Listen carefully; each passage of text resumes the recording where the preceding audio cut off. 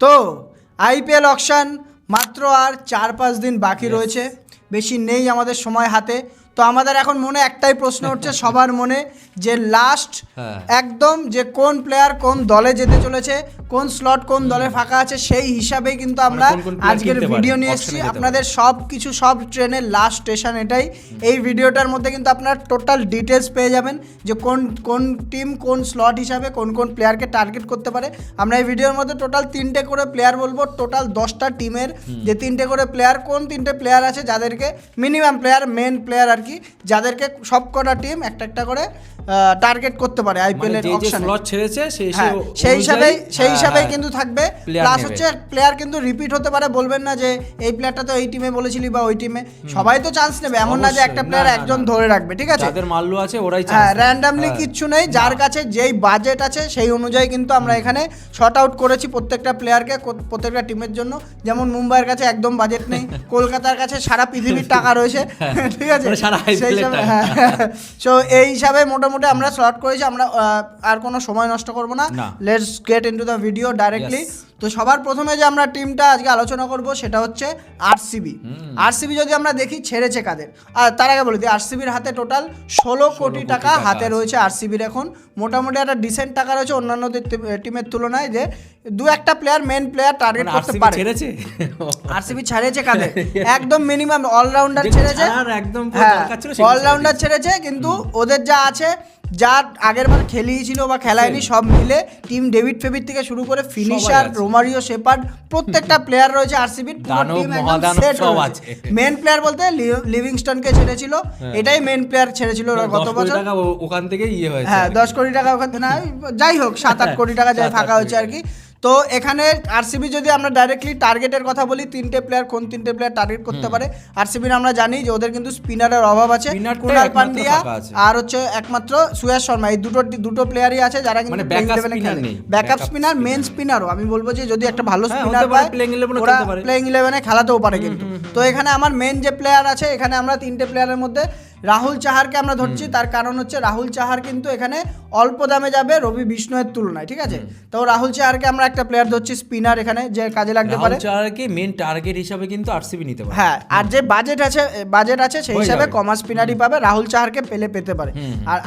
আর দুটো প্লেয়ার যারা আছে সেটা হচ্ছে কার্ণ শর্মাকে ছেড়ে দিয়েছে, মুম্বাই বোধহয় ছেড়েছে। হ্যাঁ, মুম্বাই, তার আগে আরসিবিতেও ছিল। হ্যাঁ, আরসিবিতেও ছিল, ওটাই ওর জন্যই রেখেছি যে আমরা ওখানে যাওয়ার এর জন্য চান্স রয়েছে তো আরসিবিতে। আর আরেকটা প্লেয়ার ছিল আরসিবির পুরনো প্লেয়ার, আপনারা মনে আছে কিনা জানি না, মহিপাল লোমরোর। ও হচ্ছে বাহাতি স্পিনও করে, প্লাস হচ্ছে মিডল অর্ডার কিন্তু ব্যাটও করে, ফিনিশিং হোক যে হিসাবে আগে আমরা খেলতে দেখেছি, ফিনিশার হিসাবে খেলতে দেখেছি আরসিবিতে। তো এই 3টে প্লেয়ার ছিল মেনলি আরসিবির জন্য।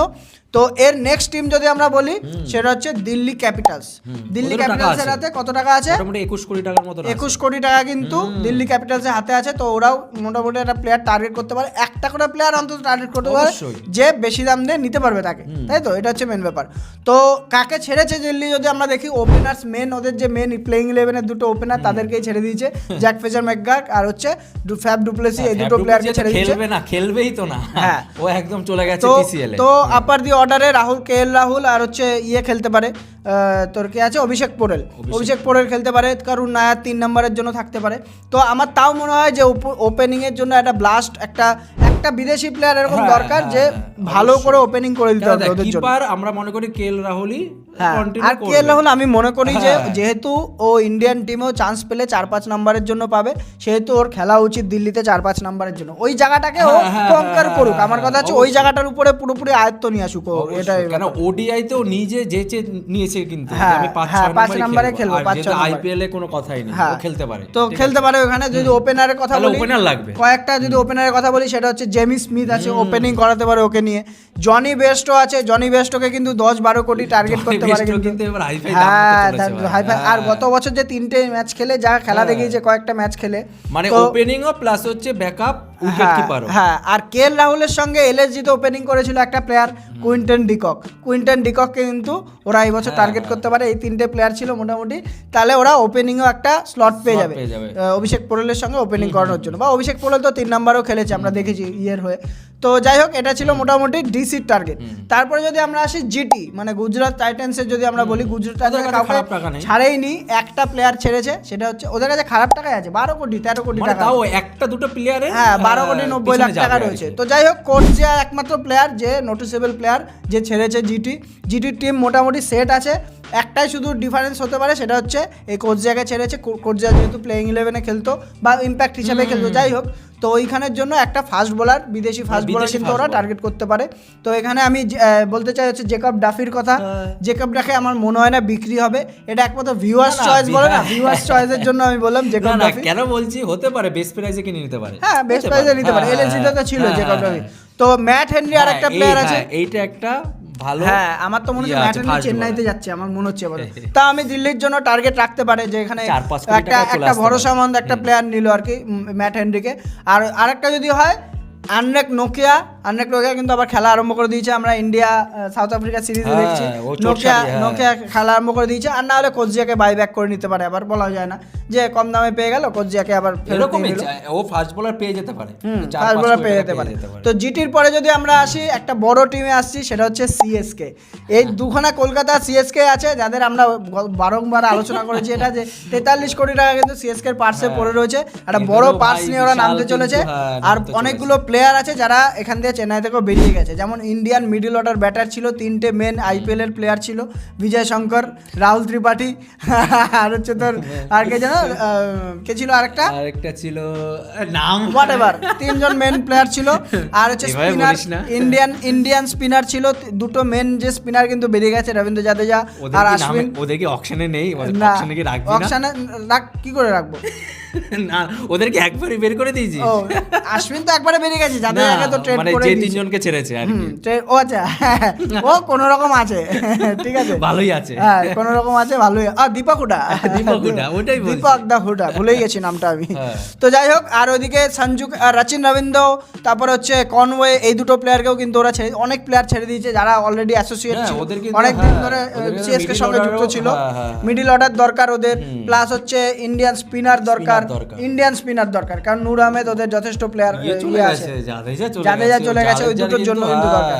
আর যা আমি ওদের টাকা আছে সেটা কনসিডার করে আমি এখানে রবি বিষ্ণয়কে কিন্তু সিএসকে টার্গেট করতে দেখতে পাচ্ছি আমি এখানে। শেষ অবধি যাবে, কিন্তু দুটোই স্পিনার আছে, প্রিমিয়াম স্পিনার, যে ক্যাপ প্লেয়ার আছে ইন্ডিয়ার, এই দুটোর মধ্যে একটা যে কোনো টার্গেট করবে সিএসকে। আর অলরাউন্ডারের মধ্যে ক্যামেরন গ্রিনকে কিন্তু সিএসকে এখানে কলকাতার সঙ্গে টক্কর হতে চলেছে। হ্যাঁ, বিট হবেই, ক্যামেরন গ্রিনের টাকাটা তুলবেই এই দুটো টিম। এই দুটো অন্যান্য টিম লাফালো, যতই লাফাক, ওই 12-13 কোটি পার করে গেলে আর কোনো টিম আসবে না, নামিয়ে দেবে, হ্যাঁ, কোনো টিম আসবে না। তো আরেকটা যে প্লেয়ার ক্যামেরন গ্রিন তো আছে, আরেকটা প্লেয়ার যেটা অ্যাসিউরিটি দিয়েছে অলরেডি সিএসকে ম্যানেজমেন্ট, পাথিরানাকে ওরা বাইব্যাক করবে। পাথিরানাকে ছেড়ে দিয়েছিল, পাথিরানাকে ইচ্ছা করলে নিয়ে নিতেও পারে, ঠিক আছে। এর উপরেও হয়তো টিমে ইয়ে হতে পারে, তোর কলকাতার সঙ্গে টক্কর হতে পারে এটা নিয়ে। তো সিএসকে ছিল একটা প্লেয়ার মেনলি, 3-4টে প্লেয়ার বললামই, কারণ যাদের টাকা বেশি আছে তাদের 3টে প্লেয়ার হবে না, 4-5টা করে প্লেয়ার বলতে হবে। তো তারপরে যদি টিম যেটা আমরা বলবো সেটা হচ্ছে এলএসজি, লখনৌ সুপার জায়ান্টস, পাকনা ইয়ের টিম, পাকনা মালিকের টিম। তো এলএসজি এবার পার্স আছে হচ্ছে 22.95, মানে প্রায় 23 কোটি টাকায় বলা যেতে পারে। 23 কোটি টাকার মধ্যে ওরা ছেড়ে দিয়েছে হচ্ছে, ভালো বেশ করেছে, ভালো। একদিকে রবি বিষ্ণয়কে ছেড়েছে, ডেভিড মিলারকে ছেড়েছে, আকাশদীপকে ছেড়েছে, আর ওদিকে স্বামীকে কিন্তু ট্রেড করে নিয়েছে এলএসজি। এটা একটা বড় প্লাস পয়েন্ট পেয়ে গেছে স্বামীকে এনে। স্বামীর ফর্ম কোন সময় কেমন থাকবে কিন্তু ভাই বলা যাচ্ছে না। স্বামী যেই বছর দেবে, জিটিতে দিয়েছিল সেবার মনে আছে, ফাইনালে উঠলো যে। কিন্তু এই বিষয়ে স্বামী একটা কিন্তু রাহুলের ব্যাপারে কিন্তু একটা ইয়ে করেছে, টুইট করেছিল। কি করেছিল? যে একটা প্লেয়ারকে যেভাবে মাঠের মধ্যে, হ্যাঁ, ওই স্বামী এসব মানে না, হ্যাঁ, ওটাই বলছে আর কি, ওটাই বলছিলাম, মুখের উপরে দিয়ে দেবে একদম, যে একটা প্লেয়ার দেশের জন্য খেলছে। হ্যাঁ, তুমি তাকে কি করে বলতে পারো? কি করে বলতে পারো? তুমি যত কোটিপতি হও যাই হোক, কেন এটা যে ফ্র্যাঞ্চাইজি ভাই, হ্যাঁ। আজকে আছে কালকে নেই, হ্যাঁ। ঠিক আছে। তো এলএসজি যদি আমরা বলি, এলএসজি রবি বিষ্ণুকে ছেড়ে দিয়েছে বললাম, ওইখানে যদি টার্গেট করতে পারে, দেশি স্পিনার তো রয়েছে দুটো, রাহুল চাহার রয়েছে, ঠিক আছে। আমরা এর মধ্যে বিদেশি স্পিনার রেখেছি, হাসরাঙ্গাকে রেখেছি, হাসরাঙ্গাকে টার্গেট করতে পারে এলএসজি। আর হচ্ছে লিভিংস্টনকে কিন্তু ওদের মিডিল অর্ডারে ফিনিশারের অভাব আছে, তার জন্য লিভিংস্টনকে কিন্তু এলএসজি টার্গেট করতে পারে, যথেষ্ট টাকাও আছে, যা আছে মোটামুটি। আর ওদিকে বিদেশি ফাস্ট বোলার কিন্তু এলএসজিতে নেই, তো বিদেশি ফাস্ট বোলার যদি টার্গেট করে ওইখানে নোকিয়া, ম্যাট হেনরি, পাথি রানা একটা নাম আছে, টার্গেট করতে পারে যদি পায় তো। টার্গেট তো করবে, পাক আর নাই পাক। হ্যাঁ দেখ, সবাই মোটামুটি যাবে, যাদের কাছে একটুখানি বেশি টাকা আছে ওরা হ্যাঁ সবার মোটামুটি পিছনে যাবে। হ্যাঁ বিট সবার পিছনে উঠছে। হ্যাঁ, তো এরপরে যদি আমরা আসি মুম্বাই ইন্ডিয়ান্সের উপরে, যে মুম্বাই ইন্ডিয়ান্স যদি বলে, সবথেকে মুম্বাই বেশি ইন্ডিয়ান্স টাকা বলার দরকার আছে আমি মনে হয় না। না বেশি টাকা নিয়ে বলছে। হ্যাঁ 200 কোটি টাকা মাত্র। আমরা আবার জেঠিমা না কাকিমাকে দেখতে পারবো টেবিলে চা খাওয়াতে, চা খাবে আর হচ্ছে মজা নেবে মুম্বাই এই বছর। তো 2,75,00,000 টাকা রয়েছে তাদের কাছে, বেশি টাকাও নেই। যা প্লেয়ার ছেড়েছে আমি এখানে তো বলবো কাউকে এখানে টার্গেট রাখবোই না আমরা। মুজিবুর রহমানকে ছেড়েছে, আর হচ্ছে কাকে, ও রিস টপলি এদেরকে ছেড়েছে, কিন্তু এখানে টাকা রাখবো না, কারণ 20 লাখ করে ওদের স্লট কমপ্লিট করবে, ঠিক আছে। শুধু স্লট গুলো ভরার জন্য ওই টাকাটা দরকার, কোনো প্লেয়ারকে টার্গেট করতে হবে।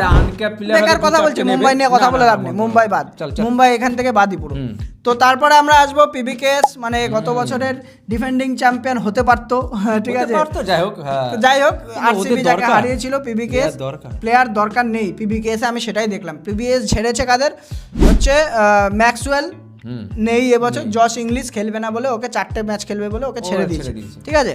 তো তারপরেও কিন্তু ওদের কাছে 11,50,00,000 টাকা, হ্যাঁ 11,50,00,000 টাকা অলরেডি রয়েছে। তো এখানে পিবিকেএস এর টিম যা দেখছি পুরোপুরি সেট টিম আছে, কোনো রকম কোনো কিছু ছোঁয়ার দরকার নেই।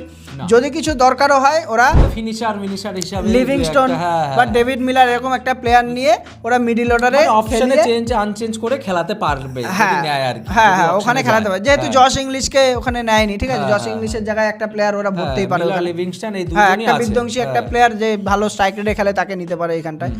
তো আরেকটা বলে দিই, আমরা কিন্তু এখানে আনক্যাপ প্লেয়ার রাখিনি সেরকম, আনক্যাপ প্লেয়ার বলতে গেলে মানে যারা নতুন প্লেয়াররা আছে আর কি, তাদের সেরকম রাখিনি। তো আর যদি এরপরে আমরা আসবো তে আসবো, মানে রাজস্থান রয়্যালস কিন্তু এই বছর আমার মনে হচ্ছে না সেরকম সেট আপ করতে পারবে। করেছে ঠিকই, ভালো প্লেয়ার ট্রেড করেছে, কিন্তু মধ্যখানে গিয়ে কিন্তু ভালো প্লেয়ার ট্রেড করতে গিয়ে কম হয়ে গেছে। হ্যাঁ ওইটাই আমি বলতে চাইছি। হ্যাঁ জাদেজাকে স্যামসনের বদলে জাদেজা স্যাম কারনকে নিয়েছে, মানলাম দুজনে খেলবে। স্যাম কারনের অনেক স্টেক নিচে নেমে গেছে, স্যাম কারনের আগের মতো ওরকম হাই লেভেলের নেই, ঠিক আছে। জাদেজা তো কোনোদিনই ছিল না বলে গালাগালি করবে, জাদেজা কোনোদিনই হার্ড হিটার ছিল না, বোলারেরও সেরকম ছিল না, ও হচ্ছে অলরাউন্ড 3D প্লেয়ার, ঠিক আছে। যেখানে ও মাঠে আছে মানে প্রত্যেকের এনথুজিয়াজমটা খেলার প্রতি, গেমের প্রতি, ম্যাচের প্রতি থেকে যায়। এটা জাদেজার একটা বড় এখানে একটা ভূমিকা, মানে সেরকম না যে 20 বলে 40-45 এরকম প্লেয়ার না কিন্তু। আর এখানে রাজস্থান অনেক ঘরকে স্পিনার বদল ডালেছে বলে যে ওরকম ভাবে করে দিয়েছে। মহেশ থিকসানা, হাসারাঙ্গা, আকাশ মাডওয়াল এদেরকে কিন্তু ছেড়ে দিয়েছে পুরোপুরি, বছর রাখতে পারত। হ্যাঁ, আর টার্গেট যদি আমরা বলি 3 নম্বরের জন্য কিন্তু কোনো প্লেয়ার আমি দেখছি না এখানে রাজস্থানের। 3 নম্বরে যে খেলবে এখানে এসে, প্রথমে বৈভব সূর্যবংশী, জয়সওয়ালের পরে কিন্তু 3 নম্বর প্লেয়ার নেই। তারপরে নীতিশ রানা যদি 3 নম্বরে খেলাও, 4 নম্বরের জন্য ফাঁকা হয়ে গেল, 4 নম্বরের জায়গা নেই। তো এইখানে আমি কয়েকটা প্লেয়ার রাখতে চাই, সেটা হচ্ছে রাচিন রবীন্দ্র একটা প্লেয়ার আছে, যে এখানে রাচিন রবীন্দ্রকে যদি ওরা রাখতে পারে, একটা বিদেশি তো অলরেডি হাসারাঙ্গা আর খেলতো, থিকসানা খেলতো প্লেইং 11-এর মধ্যে, ওখানে ওই স্লটটা কমপ্লিট করার জন্য ওখানে একটা রাচিন রবীন্দ্র একটা স্পিনার, রাচিন রবীন্দ্র যদি আসে ও মোটামুটি তো 3 নম্বর কি 4 নম্বর ফর্মেও আছে, 3 নম্বরে 4 নম্বরে খেলে দিতে পারবে, আরামসে খেলে দিতে পারবে। আর জ্যাক ফ্রেজার মাকগারকে কিন্তু ওইখানে ওরা কিন্তু ওপেনিংয়ে না খেলালেও মোটামুটি 3 নম্বরে খেলাতে পারে। জ্যাক ফ্রেজার মাকগার বা হচ্ছে ড্যারেল মিচেল আর একটা প্লেয়ার আছে চেন্নাইতে খেলতে, তো 3-4 খেলে। ড্যারেল মিচেল 4 নম্বরে খেলে, এই জন্যই তো রেখেছি আমি। তোর এই জন্যই ড্যারেল মিচেল এখানটা রাখছি। এই 3টে প্লেয়ার মোটামুটি রাজস্থান রয়্যালসের টার্গেট হতে পারে। তো তারপরে যে টিমটা আসছে সেটা হচ্ছে এসআরএইচ এর যদি আমরা কথা বলি, 25 কোটি টাকা হাতে নিয়ে বসে আছে, সেরকম প্লেয়ার ছাড়েও নি, ঠিক আছে। ছেড়েছে কাকে বলতো, শুধু অ্যাডাম জ্যাম্পা, রাহুল চাহার, এই দুটো মেন প্লেয়ারকে ছেড়েছে, যেটার জন্য ওদের টার্গেটও মেনলি থাকবে হচ্ছে স্পিনার। ইন্ডিয়ান স্পিনার যদি রবি বিষ্ণুকে টার্গেট করতে পারে ওরা, রাহুল চাহারকে, সেই দুটো নামই বারবার উঠে আসছে, যদি ওরা চায় তো কিনতে পারবে। তো এই 2-3টে ঘুরছে, 10-12 কোটি টাকা যদি ভাবে আমরা স্পিনারের পেছনে দেবো, তাহলে এখান থেকে তুলতে পারবে ওরা মোটামুটি। এবার আমরা যেটা বুঝছি স্পিনাররা এবার মোটামুটি 4-5টা বাড়ি করে নেবে। হাসারাঙ্গাও কিন্তু যেতে পারে, হাসারাঙ্গা আরেকটা প্লেয়ার আছে, বা শ্রীলঙ্কার player এর দরকার আছে। আকাশদীপ আরেকটা প্লেয়ার আছে। এই তিনটে প্লেয়ার, রবি বিষ্ণয় ধরলাম, আকাশদীপ ধরলাম, হাসারাঙ্গা ধরলাম, এই তিনটে প্লেয়ার কিন্তু মোটামুটি এসআরএইচে যেতে পারে। মানে এবার স্পিনার যেহেতু মানে 2-3টে নাম ঘুরছে, ওরা মানে তো 4-5টা বাড়ি গাড়ি যদি নাও মানে করতে পারে, এবার করে নেবে আর কি। ওরা জয়দেব উনাটকাটকে খেলাচ্ছিল আগের বছর। আমি মনে করি যে আকাশদীপের থেকে জয়দেব উনাটকাটের থেকে ভালো বোলার একটা মানে পার্মানেন্ট প্লেইং 11-এর প্লেয়ার পেয়ে যাবে আকাশদীপ রাখলে। ভালো দামে যাবে, ভালো দামে যাবে, ইন্ডিয়ান বোলার তো last but not the least KKR এর উপরে যদি আমরা আসি, কেকেআর তো সবই ছেড়ে দিয়েছে। এই সব ছেড়ে যখন দিয়েছে, সব আমার নিয়েও নেবে। হ্যাঁ, এটাও ঠিক কথা। যার উপরে হাত রাখবে তাকে কিন্তু কেকেআর পেয়ে যাবে। এখানে এই যে হাত রাখবো। 64 কোটি টাকা আছে এখানে কেকেআর এর হাতে, যাকে হাত রাখবে তাকে পেয়ে যাবে। তো স্লটের যদি আমরা কথা বলি, স্লট কোনগুলো ফাঁকা রয়েছে না, যেটা ভাগে অ্যান্ড্রে রাসেল চলে গেছে। সব থেকে বড় লস হচ্ছে অ্যান্ড্রে রাসেল নেই এখন কলকাতার মধ্যে আমাদের আচ্ছা, মাঝখানে নেই। ওর কি ইয়েটা পূরণ করতে পারবে কোনো প্লেয়ার? আমার তো মনে হয় না। ক্যামেরন গ্রিন, এই একটা প্লেয়ারই ক্যামেরন আছে, গ্রিনকে কলকাতা নিতেই হবে। নিয়েছে মনে হচ্ছে। নিয়েছে, হ্যাঁ, ক্যামেরন গ্রিনকে কলকাতাকে নিতেই হবে। তো ক্যামেরন গ্রিন একটা প্লেয়ার আছে। তারপরে হচ্ছে ওপেনার, সুনীল নারায়ণের সঙ্গে ওপেন করার জন্য কিন্তু ওপেনার নেই, প্লাস কিপার একটাও নেই। 3টে কিপার লাগবে মিনিমাম, 2-3টে কিপার লাগবে কলকাতার। তো জনি বেয়ারস্টকে আমি ধরছি এখানে পার্টিকুলারলি, আরও নাম বলতে পারতাম কিন্তু আমি এখানে মেন প্লেয়ার যারা যেতে পারে তাদের কথাই বলছি। আর একটা আছে ভেঙ্কটেশ আয়ার, মিডিল অর্ডারের দরকার।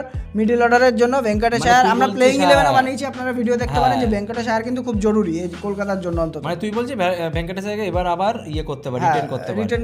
রিটেন না, সরি, মানে বাইব্যাক আর কি।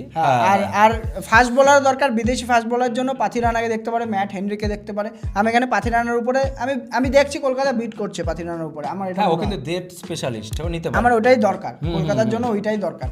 তো মোটামুটি এই ছিল 10টা টিমের টার্গেটেড প্লেয়ার। আপনারা ভিডিওটা দেখে বলবেন কেমন লাগলো, প্লাস আপনাদের যদি কোনো সাজেশন থাকে এই টিম এই প্লেয়ারকে বলবেন না যে আমার টিম বলে আমি একে টার্গেট করব।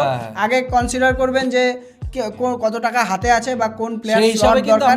একটা প্লেয়ার পছন্দ মানে টিমে নিয়ে নেবে, এভাবে অকশন হয় না। আমরা খুব রিসার্চ করে কিন্তু ভিডিওটা বানিয়েছি, অনেকক্ষণ টাইম লাগে। আপনারা ভিডিও ভালো লেগে থাকলে অবশ্যই লাইক করবেন, এবং আমাদের এফোর্ট ভালো লাগে থাকলে অবশ্যই সাবস্ক্রাইব করুন চ্যানেলকে। করুন, সাবস্ক্রাইবার দরকার।